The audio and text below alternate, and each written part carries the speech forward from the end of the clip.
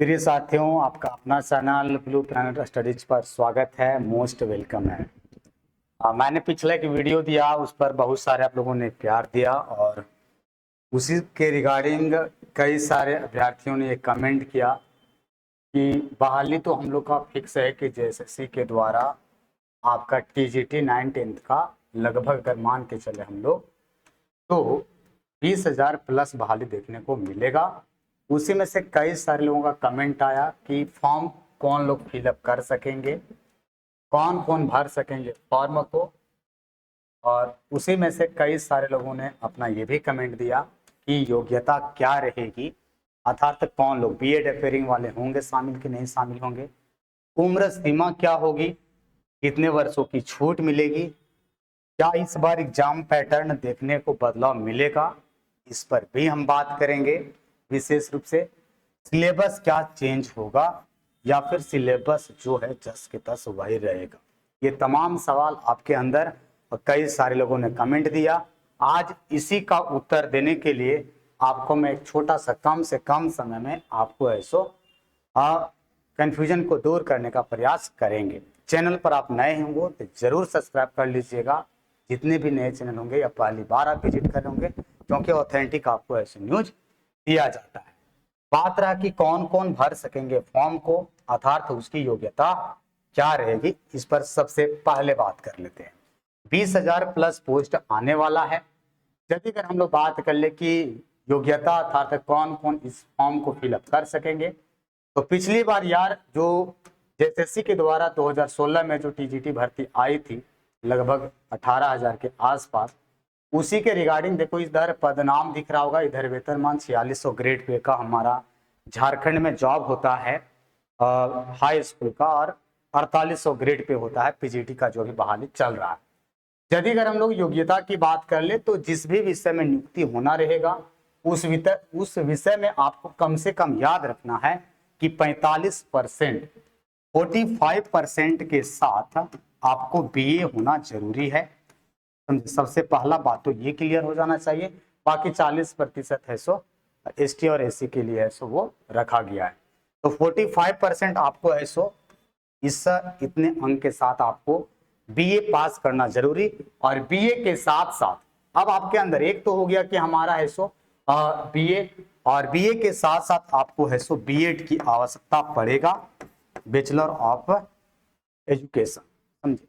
तो आपका एक सबसे पहली बात ये क्लियर हो गया कि आपको बीए में 45% मार्क्स चाहिए और उसके साथ साथ आपको बीएड चाहिए। अब यहाँ पे भी कई सारे लोगों का सवाल आ रहा होगा कि क्या बीएड अगर अपेयरिंग में है तो चलेगा या फिर बीएड भी हमारा पास ग्रेजुएशन। देखो बीएड हम लोग कब करते हैं, बीएड जनरली हम लोग तब करते हैं जब शिक्षक बनने की आवश्यकता होता है, और बीए के बाद ही हमारा है सो कहीं ना कहीं है सो बीएड किया जाता है। आप बीए या बीएड ओवरऑल इंडिया से किसी भी मान्यता प्राप्त भारत सरकार के संस्थान से हो सकते हैं। जरूरी ये नहीं है कि आप केवल झारखंड से होंगे तभी। अब यहाँ पे देखिएगा, क्या बीएड अपेयरिंग वाले आ सकते हैं? तो जी हाँ, आप लोग को डरने की आवश्यकता नहीं है इस बात के लिए।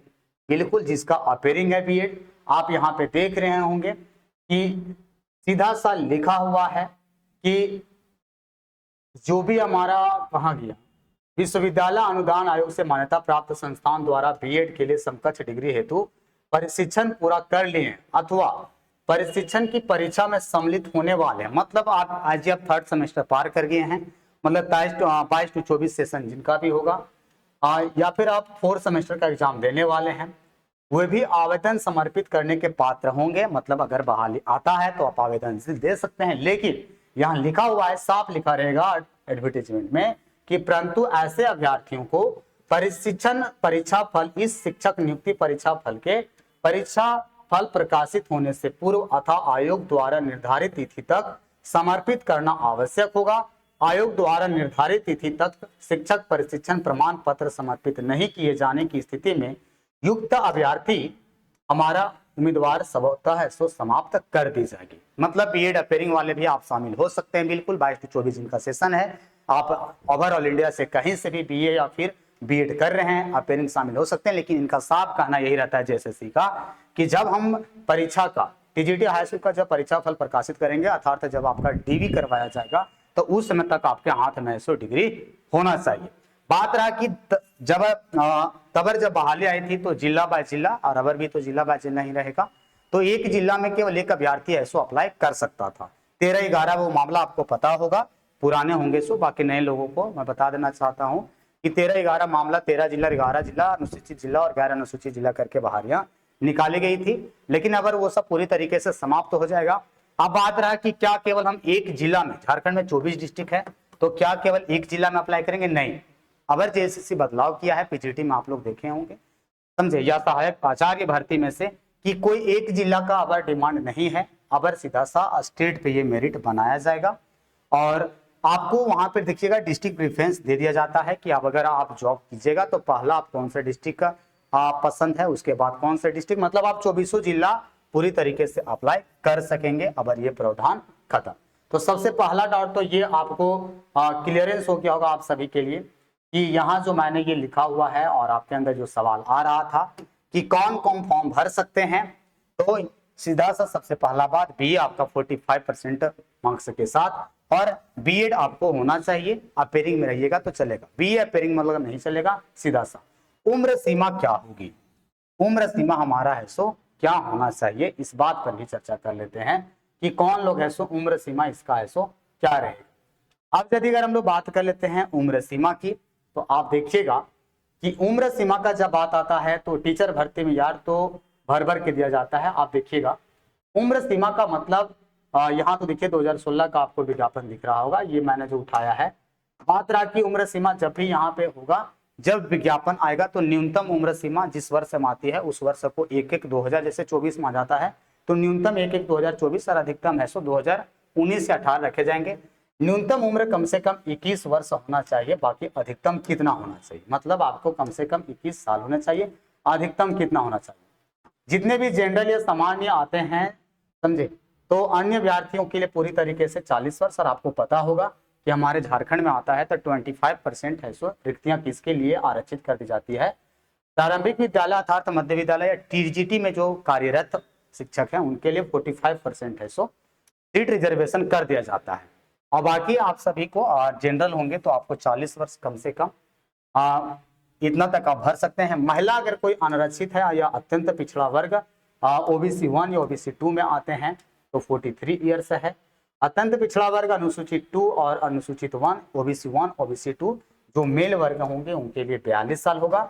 बाकी अनुसूचित जनजाति और अनुसूचित जाति पुरुष और महिला दोनों के लिए एसटी एससी के लिए 45 वर्ष निर्धारित रखा गया है। तो आप याद रखिएगा न्यूनतम कम से कम 21 साल, बाकी आपको यहाँ पर दिख रहे होंगे, बाकी तो उधर उनके लिए लिखा गया है जो टीचर के रूप में है सो कार्यरत है, उस बात को आपको याद रखे रहना है।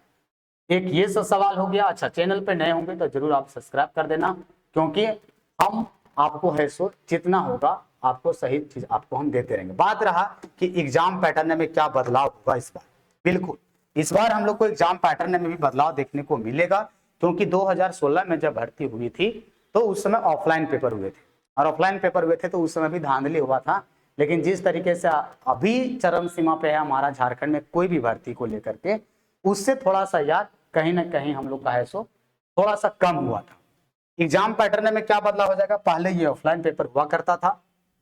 यदि अगर बात कर ले एग्जाम पैटर्न की, यदि अगर हम लोग बात कर लेते हैं तो एग्जाम पैटर्न में हमारा आ जाता है पहले ऑफलाइन। अबर पूरा चांस है कि आपको पेपर को बचने के लिए और लीक होने से बचने के लिए अबर क्या किया जाएगा, आप सभी के लिए पूरी तरीके से है सो कहीं ना कहीं अगर बात कर लिया जाए तो सिंपल फॉर्मूला रहेगा कि सीबीटी मोड में ले लिया जाएगा। अब सीबीटी मोड में क्या होता है, कंप्यूटर बेस्ड सिस्टम पर आपको है सो दिया जाएगा पूरी तरीके से। परीक्षा का प्रारूप यहीं पे आपको समझने की बात है कि क्या इस बार सिलेबस बदलाव होगा, क्या एग्जाम पैटर्न में बदलाव देखने को मिल सकता है, या फिर सिलेबस हमारा क्या है। परीक्षा स्वरूप और पाठ्यक्रम, परीक्षा सबसे पहली बात आपको याद रखना है कि एक चरण में होता है, वनडे एग्जाम होता है, एक दिन में होता है। सफर है सो ऑफलाइन पेपर हुआ था, अगर फिक्स है कि सीबीटी मोड में लिया जाएगा, क्योंकि आप देखिएगा कि पूरी तरीके से अगर हम लोग बात कर लेते हैं तो पीजीटी का जो मेरा पेपर हुआ उसमें भी पता होगा आप सभी को कि ऑनलाइन पेपर करवाए गए। सहायक आचार्य भर्ती की जो परीक्षा संपन्न हुई है वो भी आपका है सो ऑफलाइन ऑनलाइन पेपर होने का बात हुआ है। परीक्षा पत्र जो होता है हमारा वो एक चरण में वनडे एग्जाम होता है। वस्तुनिष्ठ अर्थात बहुविकल्पीय एमसीक्यू लेवल का क्वेश्चन होता है। प्रश्न पत्र हिंदी एवं अंग्रेजी दोनों में होती है, भाषा विषय को छोड़कर। लैंग्वेज वाला लैंग्वेज में रहेगा, बाकी जितने भी हैं सारे सब्जेक्ट है वो हिंदी और इंग्लिश दोनों मीडियम में आपको पेपर को देखने को मिलेगा। परीक्षा का पत्र क्या होंगे, दो पेपर होगा, प्रश्न पत्र 1 और प्रश्न पत्र 2। प्रश्न पत्र 1 में सामान्य ज्ञान और हिंदी भाषा से संबंधित सवाल होंगे जो कि 200 अंक का होगा अगर मान लिया जाए तो, और 200 अंक जो होंगे हमारे वो केवल। अच्छा, प्रश्न पत्र 1 जो आपका होगा वो आपको याद रखना है कि प्रश्न पत्र 1 आप यहाँ पे देख रहे होंगे कि प्रश्न पत्र 1 में 200 आपको सवाल रहेंगे, और 200 जो सवाल रहेगा वो 100 प्रश्न आपको ये सामान्य ज्ञान से रहेगा और 100 प्रश्न आपको हिंदी भाषा से होंगे, जो कि हिंदी भाषा में भी आपका है सो 50 नंबर ग्रामर सेक्शन से रहता है और 50 नंबर आपका है सो अनुच्छेद पर आधारित। ये आप कोई भी ऑनर्स से होंगे या कोई भी सब्जेक्ट का आप टीचर बनिएगा तो जो क वाला आपको दिख रहा है मेरे भाई साहब, ये क वाला ओवरऑल सभी स्टूडेंट के लिए जितने भी फॉर्म फिलअप करेंगे उनके लिए पहला पेपर अनिवार्य रहता है, और इसमें से न्यूनतम आपको है सो 33% नंबर लाना अनिवार्य होता है। नेगेटिव मार्किंग नहीं होती है, 33% आपको लाना होगा। 33% अगर आप नहीं लाते हो तो जिस पेपर में आपका नियुक्ति होना है, पेपर 2 जिस विषय में नियुक्ति होना रहेगा उस विषय की परीक्षा 300 नंबर का होता है, और यहाँ पे कुल प्रश्नों की संख्या कितनी होती है, 150। प्रश्न पत्र 1 में सामान्य ज्ञान और हिंदी भाषा से पेपर होगा जो कि 200 सवाल रहेंगे, 200 नंबर का रहेगा, मतलब वहां एक सवाल 1 नंबर का, सामान्य ज्ञान से 100 और हिंदी भाषा से 100 सवाल। प्रश्न पत्र 2 में आपका है सो जिस विषय में नियुक्ति होना रहेगा उस विषय से संबंधित परीक्षा, चाहे हिस्ट्री का आपको, पॉलिटिकल का हो, बायोलॉजी से हैं, फिजिक्स से हैं, कॉमर्स से हैं, जिस भी विषय से आप होंगे वो सभी विषय से आपको है सो 150 सवाल वहां पे दिया रहेगा, और एक सवाल आपका है सो 2 नंबर का रहेगा, और एक सवाल जो आपका 2 नंबर का रहेगा नेगेटिव मार्किंग नहीं रहेगा। गलत उत्तर के लिए कोई भी अंक नहीं काटा जाता है। 35% आपको अंक पहला पेपर में लाना अनिवार्य होगा, नहीं तो दूसरा पेपर आपको ऐसा किसी भी तरीके से अगर बात कर लिया जाए तो आपको पूरी तरीके से बाहर कर दिया जाएगा। अगर यदि आप फर्स्ट पेपर में नहीं लाते हो, जो सामान्य और हिंदी भाषा वाला पेपर है उसमें अगर 33% नहीं लाते हो तो आप पेपर 2 जिस पर मेरिट बनता है, समझे, पेपर 1 पर मेरिट नहीं बनता है, पेपर 2 जिस विषय से नियुक्ति होनी थी जिस पर मेरिट बनता है उस विषय में आप कितनों भी महारत हासिल रहो, पेपर 1 में अगर आप 33% नहीं लाओगे तो आपको है सो नहीं, आपको मेरिट में नहीं शामिल किया जाएगा। प्रश्न पत्र 2 वाले आप ध्यान से देखिएगा कि स्नातक स्तरीय होंगे, ग्रेजुएशन लेवल बोल देता है लेकिन अंडर स्टैंडर्ड लेवल का सवाल रहता है। न्यूनतम कम से कम जनरल वालों को 50% और ST SC वालों के लिए कम से कम 45%, मतलब मेरिट में बने रहने के लिए कम से कम आपको पासिंग मार्क्स कितना चाहिए कि हाँ हम मेरिट में जा सकते हैं, तो न्यूनतम कम से कम आपको है सो 50%, मतलब 150 अगर सवाल है तो कम से कम आपको 75 सवाल सही करने होंगे इसमें पेपर 2 में, तभी आप मेरिट में जा सकते हो, नहीं तो नैया पार है। बाकी ST SC वालों के लिए 45% भी अगर आप लाते हो तो आप मेरिट में जा सकते हो। बाकी ये नीचे वही सब लिखा हुआ है। बाकी सब्जेक्ट कॉम्बिनेशन का अगर बात कर लें तो यहाँ पे 3 सब्जेक्ट आपका चलता है, गणित और भौतिकी विषय शिक्षक के लिए 2 प्रश्न पत्र, 75 गणित से, 75 आपको है सो फिजिक्स से रहता है, जीव विज्ञान रसायन शास्त्र से भी इसी तरीके से सवाल रहते हैं, इतिहास और नागरिक शास्त्र, बाकी जितने भी विषय बच जाते हैं वो आपका है सो सारा सिंगल रहता है, अपना ऑनर्स से मतलब रहता है। बाकी ये हो गया। बाकी अगर आप बात कीजिएगा मैं एक सिलेबस और वीडियो जरूर लाऊंगा कि क्या पढ़ना है नहीं पढ़ना है, तो ये तमाम सवाल आपके अंदर जो क्रिएट हो रहा था कि योग्यता क्या रहेगी, योग्यता के साथ साथ आपको मैंने बता दिया कि योग्यता में सिंपल है भैया, ग्रेजुएशन और BEd होना चाहिए, अपेयरिंग रहेगा चलेगा। उम्र सीमा भी मैंने चर्चा कर दिया। एग्जाम पैटर्न में बिल्कुल बदलाव होगा क्योंकि ऑफलाइन से पेपर अब ऑनलाइन में शिफ्ट होंगे। सिलेबस यदि अगर बात कर लिया जाए तो पुराना सिलेबस ही 99% चांस है कि पुराना सिलेबस ही आपको देखने को मिलेगा। इसके अलावा आपको नया सिलेबस वैसा कुछ एक्सचेंज नहीं तक हो सकता है, 1% उधर इधर हो जाए तो नहीं कर सकते हैं, लेकिन 99% चांस आपका है कि सिलेबस वही रहेगा।